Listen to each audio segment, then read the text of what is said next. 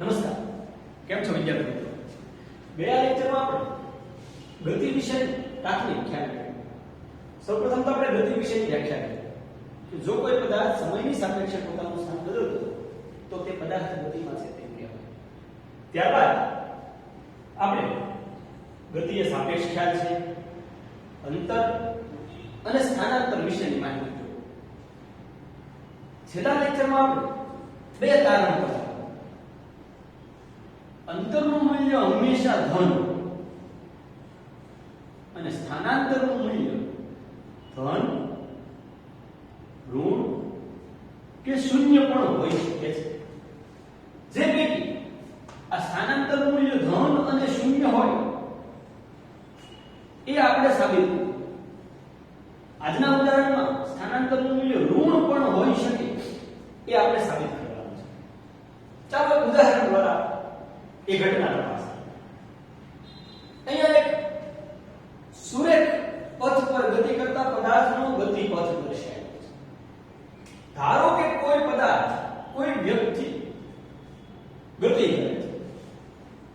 ઉદાહરણ કે કોઈ એક પદાર્થ કોઈ એક વ્યક્તિ, ધારો કે રમેશભાઈ મૂળ સંદર્ભ બિંદુથી પોતાની ગતિની શરૂઆત કરે છે. આ સંદર્ભ બિંદુને બિંદુ O વડે દર્શાવે. એ પ્રથમ તબક્કામાં એ બિંદુ સુધી ગતિ કરે છે. અહીં આપણે બંને તબક્કા માટે પદાર્થે કાપેલા અંતર અને પદાર્થે કરેલા સ્થાનાંતરની ગણતરી કરીશું. તો જો મારે પ્રથમ તબક્કામાં ગણતરી કરવી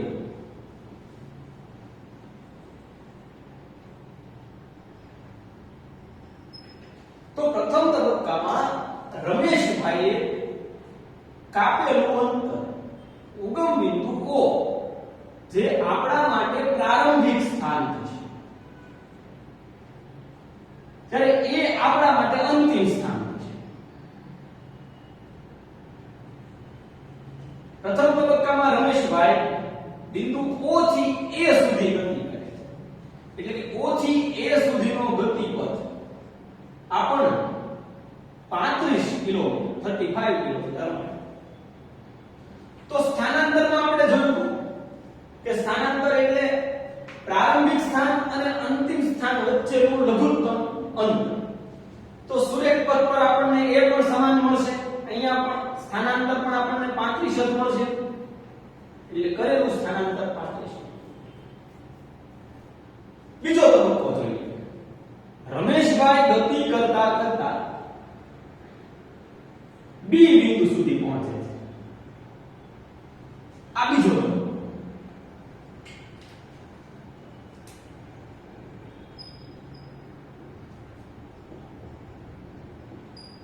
તો બીજા તબક્કામાં રમેશભાઈએ કાપેલું અંતર પ્રારંભિક સ્થાન O, બીજા તબક્કા માટે આપણું અંતિમ સ્થાન થશે B.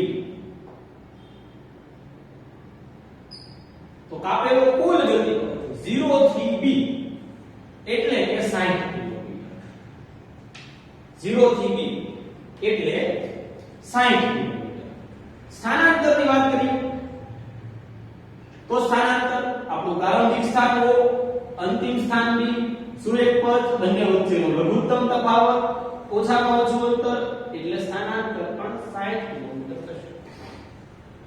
અહીંયા આ બે ઉદાહરણ પરથી એક વાત આપણે સ્પષ્ટ કરી કે જો પદાર્થ સુરેખ પથ પર, ખાસ સમજો, જો પદાર્થ સુરેખ પથ પર પોતાની ગતિની દિશા બદલ્યા વિના ગતિ કરે છે, એક જ દિશામાં ગતિ કરે છે. સમજો, જો કોઈ પદાર્થ સુરેખ પથ પર રમેશભાઈ 0 થી A થી B એટલે કે એક જ દિશામાં ગતિ કરે છે. જો પદાર્થ સુરેખ પથ પર એક જ દિશામાં ગતિ કરતો હોય તો તેવા સમયે અંતર અને સ્થાનાંતરના મૂલ્ય આપણને સમાન મળશે. અંતર અને સ્થાનાંતરનું મૂલ્ય ક્યારે બદલાશે કે જો પદાર્થ સુરેખ પથ પર ગતિની દિશા બદલે. સમજો, એ ઉદાહરણ આપણે જોઈએ.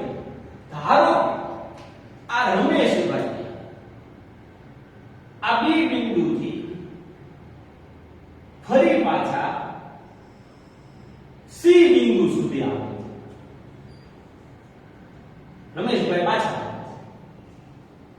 Return to home. તો અહીંયા ત્રીજા તબક્કા માટે આપણે થર્ડ સ્ટેજ જોઈએ.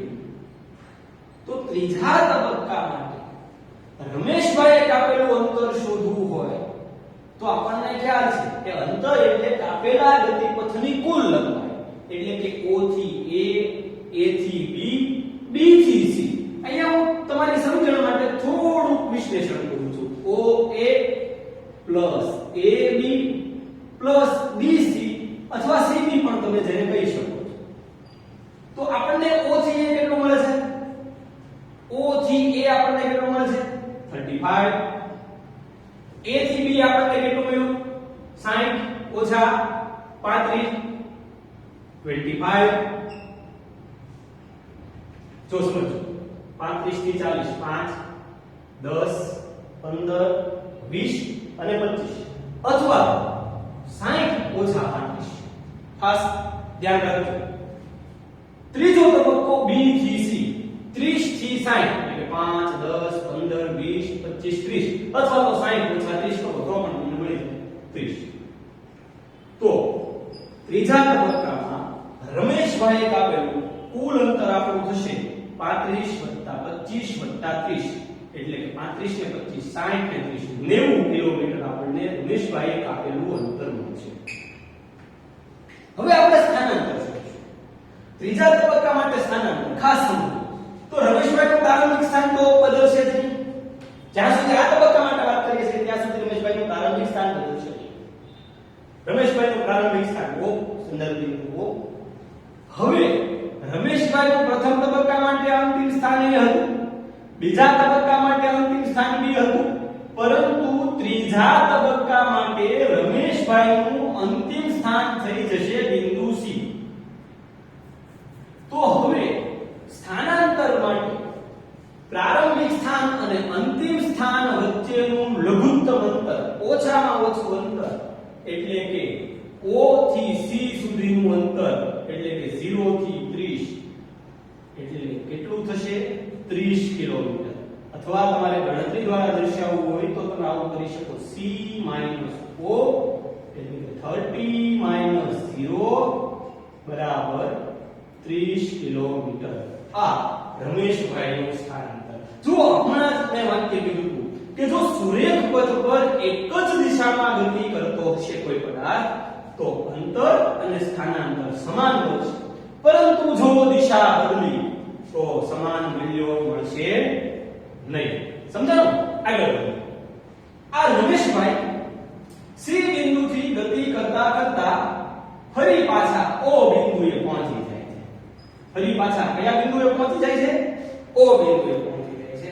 આપણે ફોર્થ સ્ટેજની વાત કરીએ તો ચોથા તબક્કામાં રમેશભાઈએ કાપેલું અંતર આપણે શોધવું તો OA O થી A થી B B થી C અને C થી ફરી પાછા O સુધી આપણે પહોંચીશું. સમજાય છે ને? O થી A થી B B થી C અને C થી O. તો હવે જુઓ ત્યારે આ પ્રકારનો દાખલો પૂછાય તો આ ત્રણ સુધીની ગણતરી આપણે ઉપર દર્શાવી છે. એટલે અહીંયા ફરી ગણતરી ન દર્શાવી હોય તો સમય નહીં બગાડવાનો.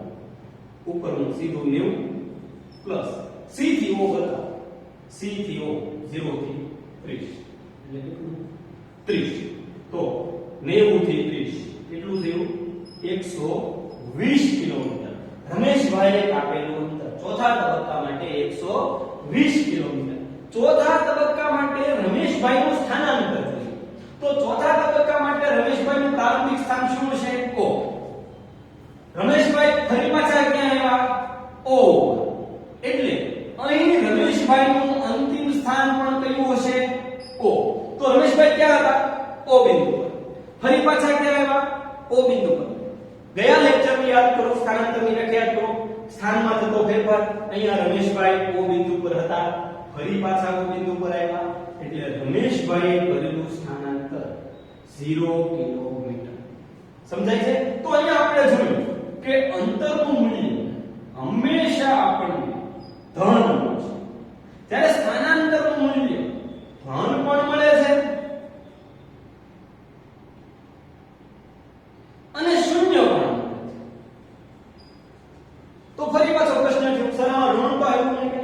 ચાલો હવે આપણે સમજીએ ઋણ ઘટના વિશે.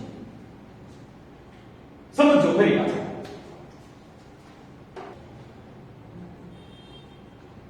ભૂલી ગયા.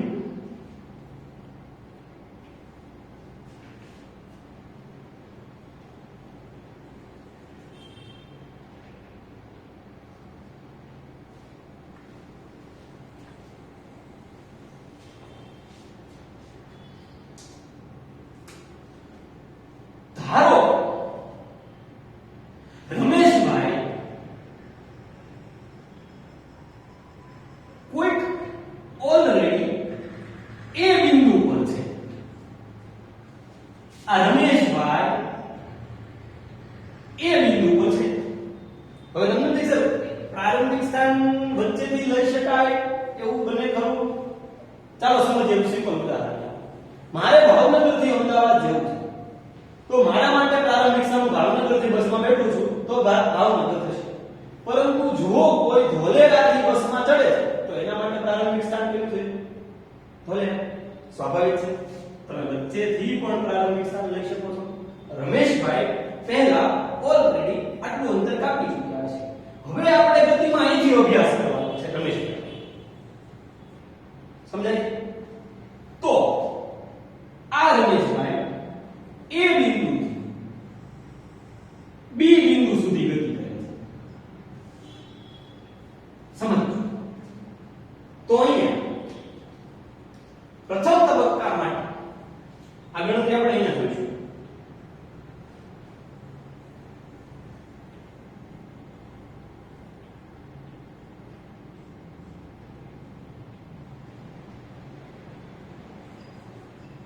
પ્રથમ તબક્કા માટે રમેશભાઈ આપેલું અંતર એટલે કે AB બરાબર આપણને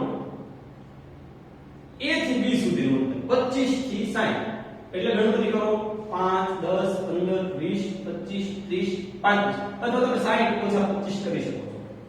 આપણને 35 કિલોમીટર મળ્યું. રમેશભાઈ સૂર્ય પથ પર ગતિ કરે છે. ગતિની દિશા બદલતા નથી. ખાસ યાદ રાખજો. એટલે અંતર અને સ્થાનાંતર સમાન મૂલ્યના મળે તો રમેશભાઈએ કાપેલું અંતર 35 કિલોમીટર, કરેલું સ્થાનાંતર પણ 35 કિલોમીટર. આ રમેશભાઈ અહીંથી ફરી પાછા એ બિંદુ સુધી આવે. સમજો. ફરી પાછા ક્યાં પહોંચ્યા? એ બિંદુ સુધી. તો હવે તમે ફટાકે ઝડપથી કહી શકો કે રમેશભાઈએ કરેલું અંતર કાપેલું અંતર AB પ્લસ B થી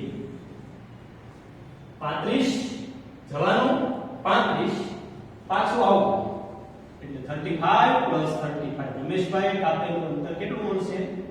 70 કિલોમીટર. પણ રમેશભાઈનું સ્થાનાંતર હવે તમે ફટાકે કહી શકશો કે ભાઈ રમેશભાઈએ કરેલું સ્થાનાંતર 0 કિલોમીટર.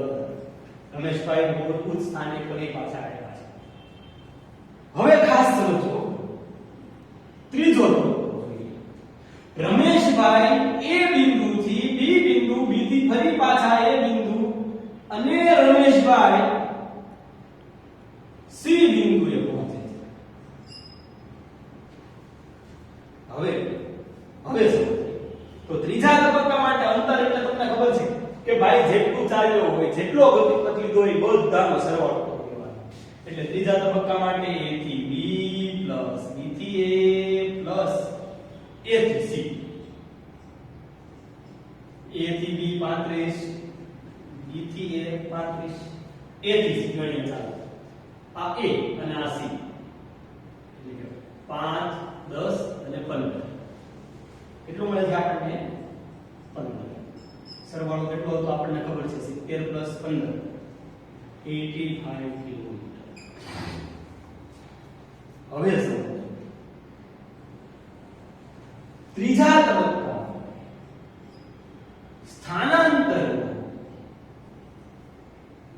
સ્થાનાંતર માટે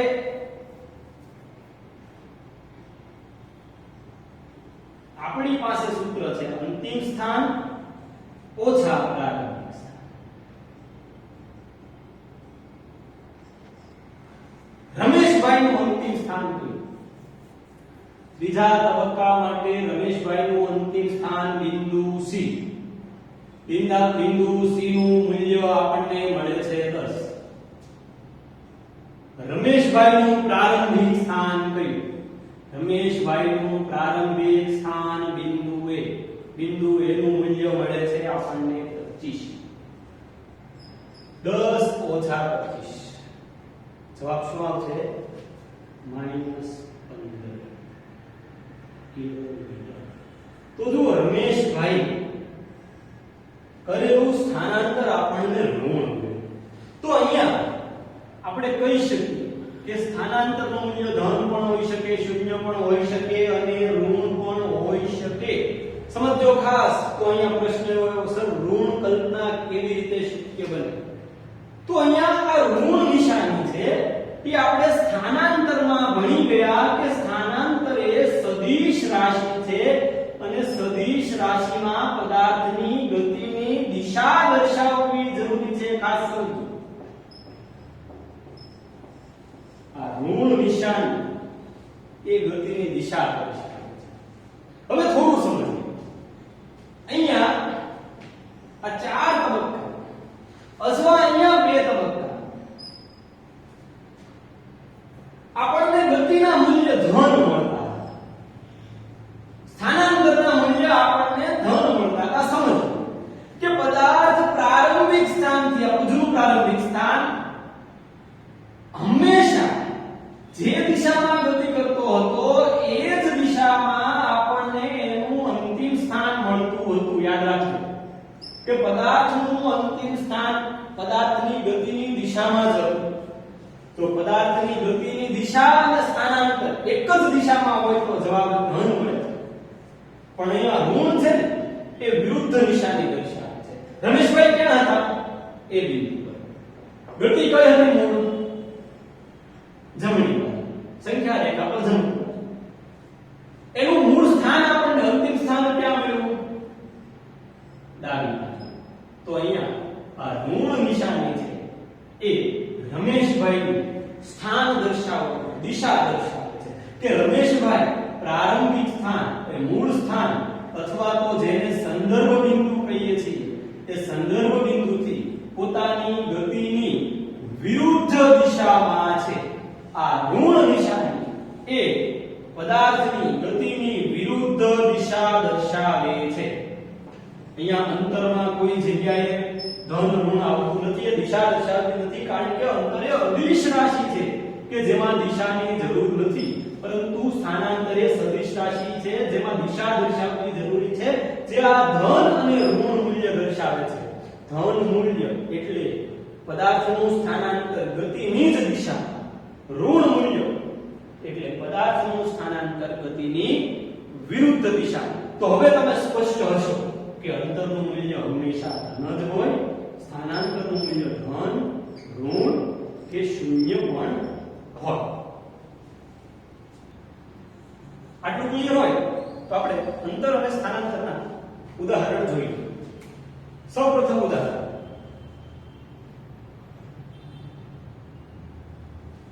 ધારો વિરાટ કોહલી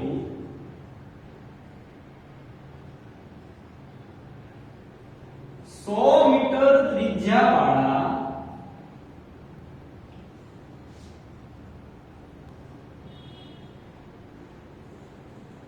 વર્તુળાકાર પથ પર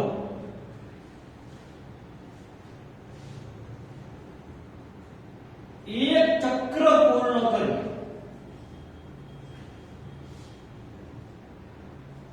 ત્યાં તેણે કાપેલું અંતર અને સ્થાનાંતર શોધો.